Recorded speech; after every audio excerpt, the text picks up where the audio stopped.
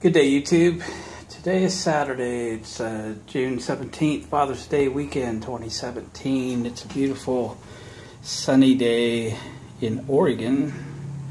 About 70-something degrees, I assume, because I'd be sweating today. What are we working on? We're working on the Stepvan today. This is 1965 Boyertown.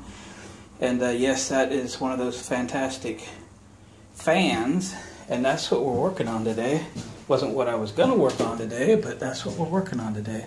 So I got up this morning and went down and got some 2x3s to basically to reinforce the ceiling structure a little bit. And I wanted to put a little structure between these roof supports.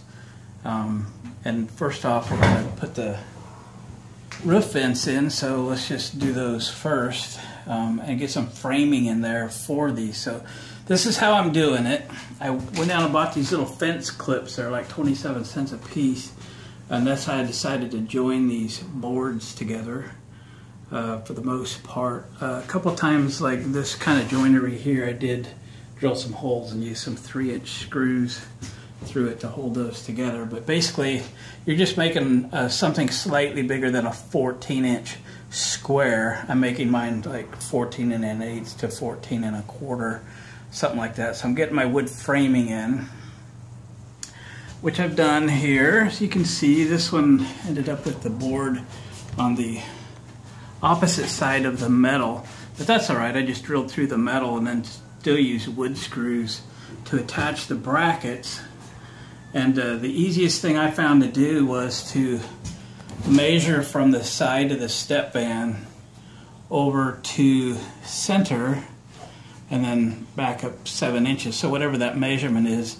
And then I did the same exact measurement from the other side.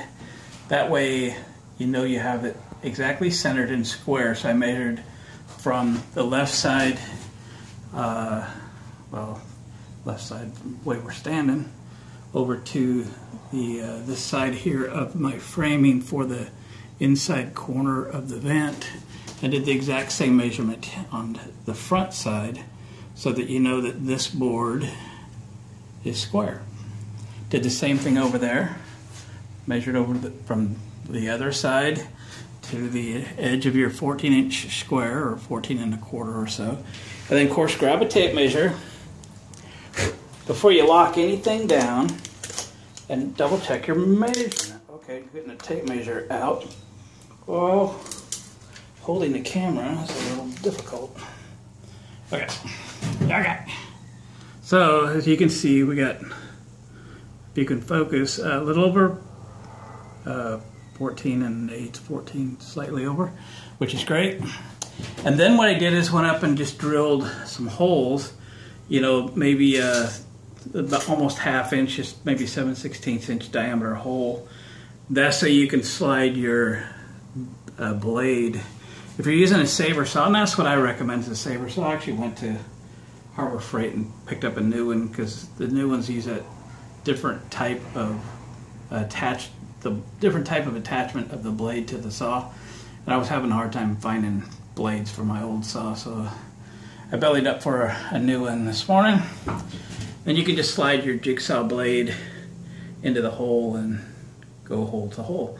So now I'm working on an old Stepvan, and the roof on this thing is rusty crusty. So the first thing I have to do is wire brush between the holes with a aggressive wire wheel on a 4 1/2 inch angle grinder. And then I just take a straight edge on the back side of these holes from up on the roof and draw a line from here to here, and then again from here to here, and you get the idea until I have a square. That gives me something to follow up there. So I brushed all the rust and the paint and the garbage off up there.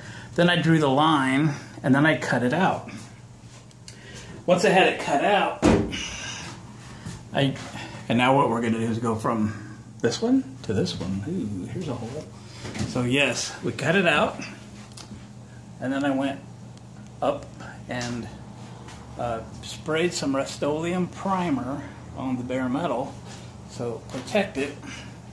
Hope you can see that because I can't. Anyway, sprayed some Rust-Oleum rod oxide primer on it so that it protects that metal, and let it dry there for a little bit. And then prepare to set the vent in. So that's next. Let's go prepare a vent. So it's there, but I'm going to come down out of the Stepvan in the proper way so I don't twist an ankle or something. Yeah, we got the ladder set up. We're doing it. Okay, so this is one of the vents. We're doing 3 of them today. This is that fantastic vent, and I already have a video on my YouTube channel how to wire these, or how I'm going to wire them. You can wire them however you like.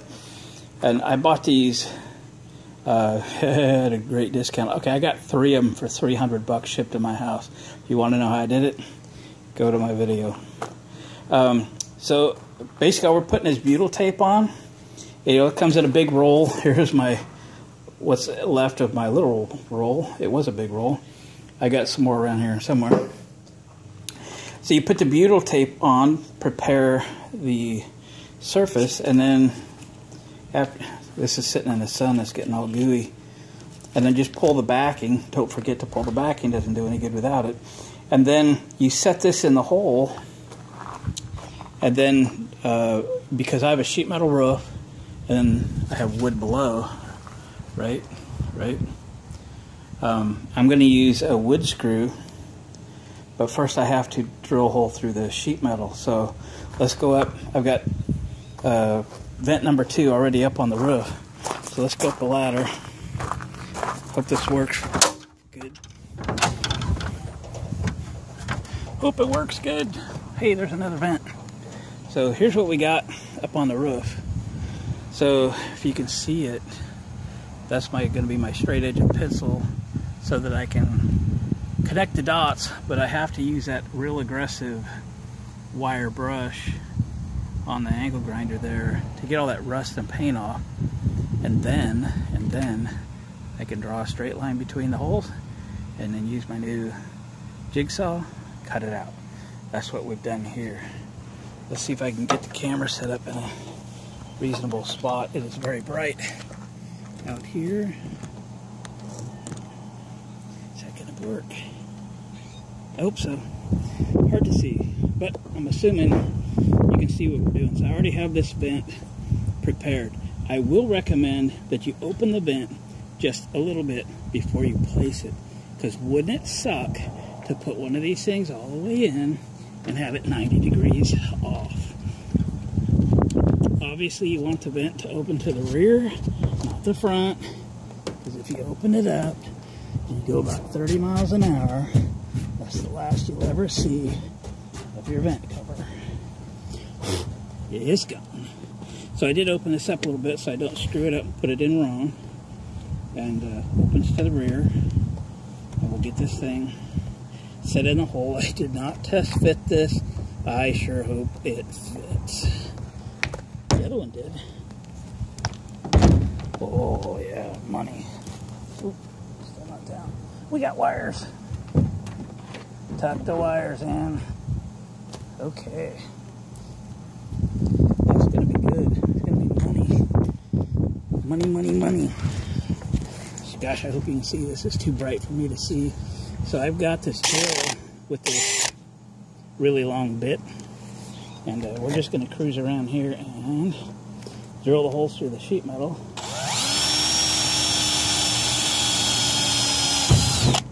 1, 2, 3, 4,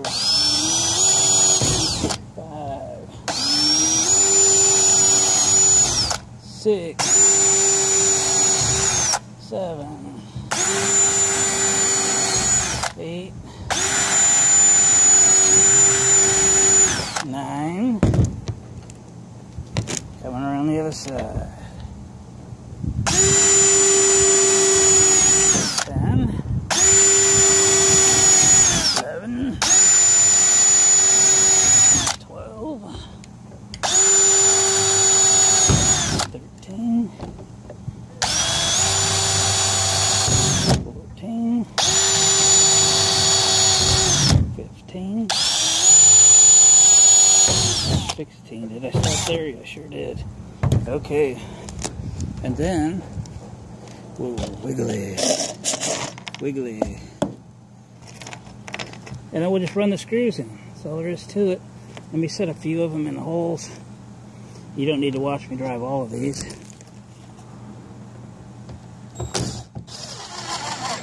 Not too tight up front, right? That butyl tape's going to push out a little bit. What am I doing? You're going to want to do these in a couple steps, so don't get crazy. It's a plastic flange, right? Okay, that's it. I'm going to take and drive the other 13 on my own. I could probably handle it from here. Let's go inside because I have one of them already installed. Do I? Yes, look at that. See there? I have one already installed. You can see how the butyl tape pushed out and around. I will clean up around that because when I wire brush this one, I got it all dirty up there. And I have some white RTV silicone. I'm going to go over the screws and do a nice bead around the plastic base and make it all nice. All sealed. The nice thing about silicone is it comes off. It'll hang on there real good. It'll last a long time. But if you want it off, you can get it off. So here's the one I have installed. I really wanted this one to be in the middle. I don't know why. But I did. So a little extra framing.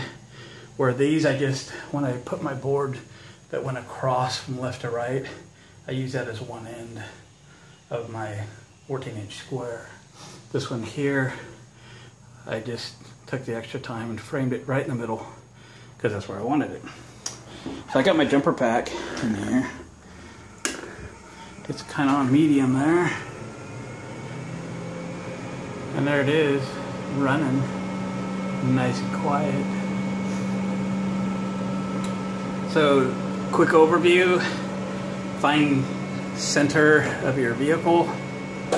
Figure out what the dimension's going to be from the left and to the right. And mark that dimension so you know where to put your framing up. Don't just mount that thing to the sheet metal. These tops of these things are flimsy enough as it is. Now's your time to put some structure in there, which is what we did here.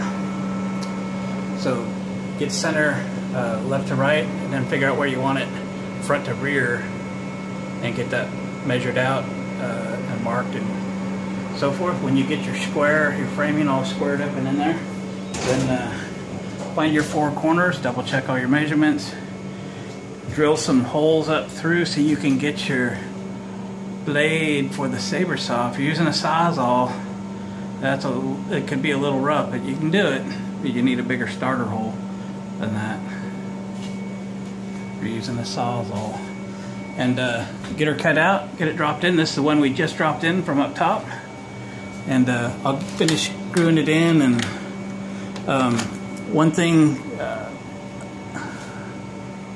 better make sure that's out of there.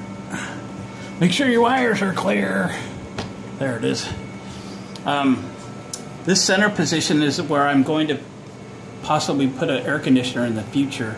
So I also need to put a hole through here and bring 120 volt wiring through here and get it stubbed out. I'm using the corners of this whole Stepvan for wiring. This is going to be a mobile studio, so I'll be constantly changing things. All my interior lighting is going to be in here. Everything's going to drop down or up on a hinge, and I'll have this whole cavity for wiring. So I'm just going to stub a Romex or a metal clad cable is probably what I'll use, and then get it looped in here. My power panel is just going to be right up here forward. So I'll just leave enough length I can hit the panel if I ever put an air conditioner in. It's all sturdied up, ready for an AC if we need it. So that's it. Installing fantastic vent fans. All I have to do now is wire it. And I'm going to have most of my controls and stuff probably over here, which is just above the Stepvan walk-in door. So obviously mine will be on a central thermostat and a reverse switch remote over here. If you want them all to be, you know, slow, medium, or high, that's something you set on each fan, but they'll come on and off and reverse all together with a remote thermostat. If you want to see how I did that, I've made that video. It's already posted. So thanks for watching, commenting, and subscribing. My Stepvan is getting closer and closer to be drivable. I have an appointment in a week from about 9 days, 9 or 10 days, to get the brakes and front end gone through. And this thing probably hasn't had any brakes for 20 years. I mean, the brakes aren't like a little bit bad. They're non-existent. There is nothing. It's a brake pedal that goes straight to the floor. I tried to put fluid in it and it runs out as fast as it runs in. Master cylinder's gone. So it's going to get all new brakes, and I don't want to deal with it. I could, but I don't have the time. I really don't want to, so I'm not going to. Talk to you later. Vans installed, good, hot, ready. Bye.